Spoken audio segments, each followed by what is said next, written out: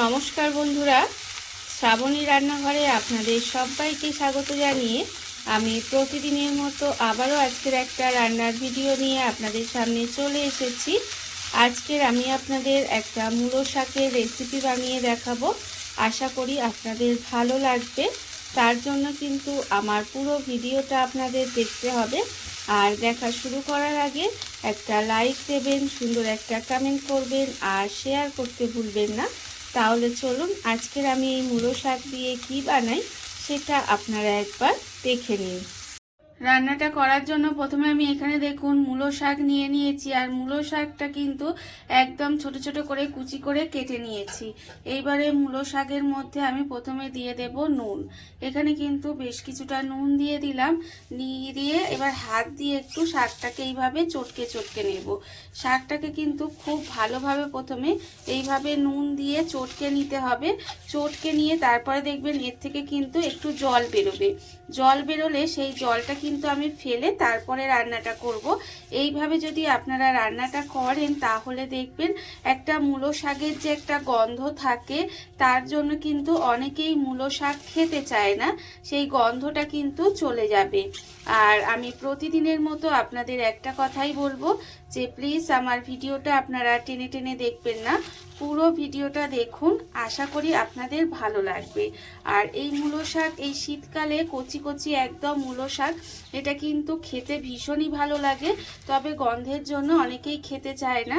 তবে আমি আজকের আপনাদের যেভাবে দেখাচ্ছি সেইভাবে যদি আপনারা রান্না করেন তাহলে দেখবেন সবাই কিন্তু খেয়ে নেবে।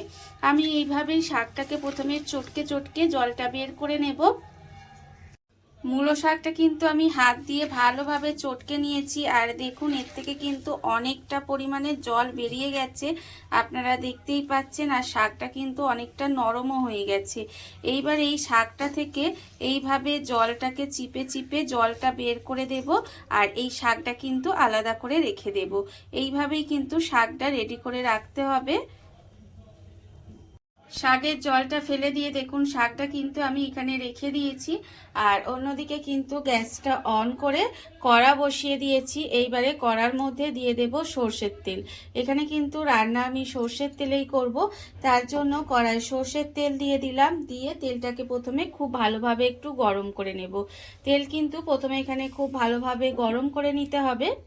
তেল আমার এখানে খুব ভালোভাবে গরম হয়ে গেছে। এইবারে তেলের মধ্যে আমি প্রথমে দিয়ে দেব অল্প সামান্য একটু নুন। অল্প একটু নুন দিয়ে দিলাম। দিয়ে নুনটা কিন্তু এর মধ্যে এইভাবে মিশিয়ে দেব।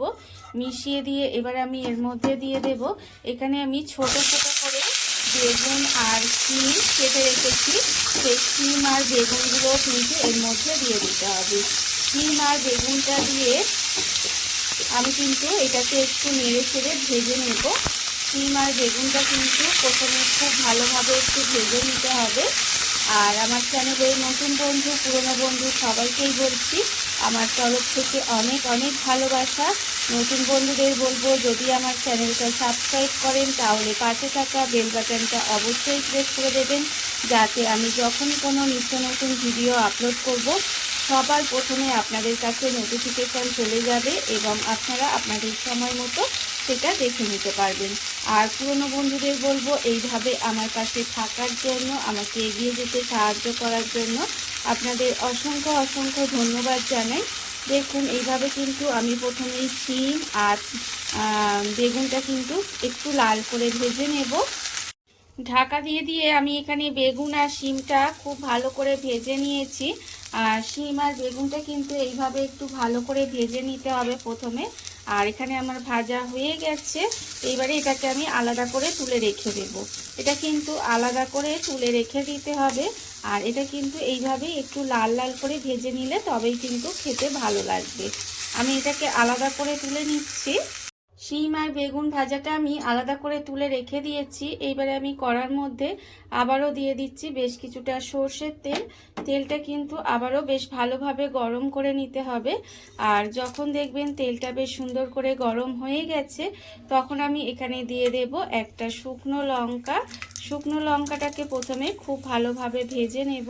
শুকনো লঙ্কাটা কিন্তু প্রথমে খুব ভালোভাবে ভেজে নিতে হবে, একেবারে লাল লাল করে কিন্তু এটা প্রথমে ভেজে নেব। আর যখন ভাজা হয়ে যাবে তখন আমি এর মধ্যে দিয়ে দেব অল্প সামান্য 2-4 দানা, মানে অল্প একটু সর্ষে দিলাম। এখানে আমি সাদা সর্ষে কালো সর্ষে মিশিয়ে দিয়েছি, আপনারা চাইলে যে কোনো এক রকমের সর্ষেও দিতে পারেন। দিয়ে সর্ষেটা কিন্তু ভালোভাবে ভাজা ভাজা করে নেব। এইবারে আমি এর মধ্যে দিয়ে দেব পেঁয়াজ কুচি। এখানে কিন্তু বড় সাইজের একটা পেঁয়াজকে একদম মিহি মিহি করে কুচি করে রেখেছি, সেই পেঁয়াজটা দিয়ে দিলাম। দিয়ে পেঁয়াজটাকে খুব ভালোভাবে একটু লাল করে ভেজে নেব। এইভাবে যদি আপনারা মূলো শাকের রেসিপিটা একবার বানিয়ে খেয়ে দেখবেন, খেতে কিন্তু অসম্ভব সুন্দর হয়। যারা মূলো শাক খেতে পছন্দ করে না বা ভালোবাসে না তারাও কিন্তু মূলো শাকটা খেয়ে নেবে। আর এটা কিন্তু গরম ভাত দিয়ে খেতে ভীষণই ভালো লাগে। দেখুন আমি কিন্তু পেঁয়াজটাকে প্রথমে খুব ভালোভাবে একটু লাল লাল করে ভেজে নেব। পেঁয়াজটা আমার এখানে ভালো করে ভাজা হয়ে গেছে, পেঁয়াজটা আমি এখানে ভালো করে ভেজে নিয়েছি। এইবারে এর মধ্যে দিয়ে দেব এই যে জলটা আমি চিপে বের করে রেখেছিলাম মূলো শাকের মধ্যে, সেই মূলো শাকগুলো কিন্তু এবার আমি এর মধ্যে দিয়ে দিচ্ছি। মূলো শাকগুলো কিন্তু এর মধ্যে দিয়ে দিতে হবে। আর আমি আবারও বলছি, এইভাবে যদি আপনারা মূলো শাকটা রান্না করেন তাহলে দেখবেন এতে কোনো রকম গন্ধও থাকবে না এবং সবাই কিন্তু ভালোবেসে খেয়ে নেবে। মূলো শাকটা দিয়ে আমি এইভাবে একটু সময় পেঁয়াজের সঙ্গে নাড়াচাড়া করে নেব। আর এই সময় কিন্তু আমি এর মধ্যে দিয়ে দেব আন্দাজ মতো নুন। নুনটা কিন্তু বুঝে দিতে হবে, তার কারণ হচ্ছে আমার এখানে শিম আর বেগুনের মধ্যে নুন দেওয়া আছে। আর প্রথমে যে নুনটা আমি শাকের মধ্যে দিয়েছিলাম সেটা আমি জলটা চিপে বের করে দিয়েছি, তাই সেই জলের সঙ্গেই কিন্তু নুনটা অনেকটা বেরিয়ে গেছে। তাই নুনটা বুঝে কিন্তু ব্যবহার করতে হবে। এইবারে দেখুন এইভাবে কিন্তু শাকটাকে একটু সময় রান্না হতে দেব। ঢাকা দিয়ে এটাকে এইভাবেই একটু সময় রান্না হতে দিতে হবে। ঢাকা দিয়ে আমি বেশ কিছুক্ষণ এইভাবে রান্না হতে দিয়েছিলাম। এবারে দেখুন আমি ঢাকাটা খুলে রেখে দিলাম। রেখে দিয়ে আমি কিন্তু এটাকে একটু উল্টিয়ে পাল্টিয়ে নেব। এইভাবে একটু উল্টিয়ে পাল্টিয়ে শাকটাকে রান্না করে নিতে হবে। মানে আমরা যেইভাবে শাক ভাজা করি সেইভাবেই কিন্তু এইভাবে শাকটাকে একটু রান্না করে নেব। দেখুন শাক থেকে যেহেতু আগে জলটা আমি চিপে বের করে নিয়েছি, তাই শাক থেকে কিন্তু আর খুব একটা বেশি মানে জল ধরতে গেলে বাড়ি হয়নি। এইভাবেই কিন্তু শাকটাকে একটু নেড়ে নেড়ে রান্না করে মানে ভাজা করে নিতে হবে। শাক কিন্তু ঢাকা দিয়ে রান্না করার ফলে অনেকটাই নরম হয়ে গেছে। এইবারে আমি এর মধ্যে দিয়ে দেব এই যে শিম আর বেগুনটা আগে থেকে ভেজে রেখেছিলাম, সেই ভাজাটাও কিন্তু এর মধ্যে দিয়ে দেব। শিম বেগুন ভাজাটা দিয়েও কিন্তু আবারও খুব ভালোভাবে এইভাবে মিশিয়ে নেব। মিশিয়ে কিন্তু ঢাকা দিয়ে আরেকটু সময় এইভাবে রান্না করে নেব। ঢাকা দিয়ে দিয়ে আমি কিন্তু বেশ কিছুক্ষণ ধরে শাকটা এইভাবে একটু ভেজে নিয়েছি। আর এইভাবেই কিন্তু শাকটাকে একটু ভেজে নিতে হবে। এর ফলে দেখুন শাকটা কিন্তু অনেকটাই ভাজা হয়ে গেছে। আর যখন ঠিক এইভাবে শাকটা সুন্দরভাবে এইভাবে বেগুনে আর শিমের সঙ্গে ভাজা হয়ে যাবে তখন কিন্তু আমি এর মধ্যে দিয়ে দেব 2 চেরা কাঁচা লঙ্কা আর দেব সামান্য একটু চিনি।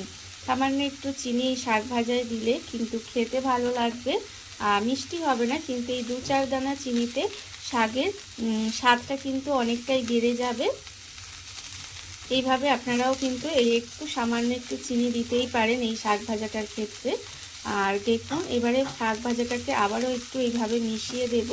মিশিয়ে দিয়ে কিন্তু আর একটু সময় ঢাকা দিয়ে রান্না করে নিতে হবে। আর একটু সময় এইভাবে আমি একটু ঢাকা দিয়ে দিয়েই রান্নাটা করে নেব। ঢাকা দিয়ে দিয়েই আমি কিন্তু এইভাবে শাকটা ভেজে নিয়েছি। আর দেখুন শাক কিন্তু এখানে ভাজা হয়ে গেছে একদম সুন্দর করে। রান্না আমার একেবারে রেডি হয়ে গেছে। এইবারে আমি গ্যাসটা অফ করে দেব আর আপনাদের পরিবেশন করে দেখাবো ঠিক কেমন হলো। দেখুন বন্ধুরা, বাড়িতে থাকা কত অল্প উপকরণে কত অল্প সময় কত সুন্দর একটা মূলো শাকের রেসিপি তৈরি হয়ে গেছে, আপনারা দেখতেই পেলেন। এটা কিন্তু গরম ভাত দিয়ে খেতে অসাধারণ লাগে। এইভাবে আপনারাও একদিন হলেও বাড়িতে বানিয়ে দেখতে পারেন। আর এই ভিডিওটা যদি আপনাদের ভালো লেগে থাকে, আপনারা যদি ইউটিউব থেকে দেখে থাকেন, চ্যানেলটি সাবস্ক্রাইব করে নেওয়ার অনুরোধ রইল। তাহলে চলুন ভিডিওটা আমি এখানেই শেষ করছি। আপনারা সবাই ভালো থাকবেন, সুস্থ থাকবেন। আবারও হাজির হব নতুন কোনো রান্না নিয়ে।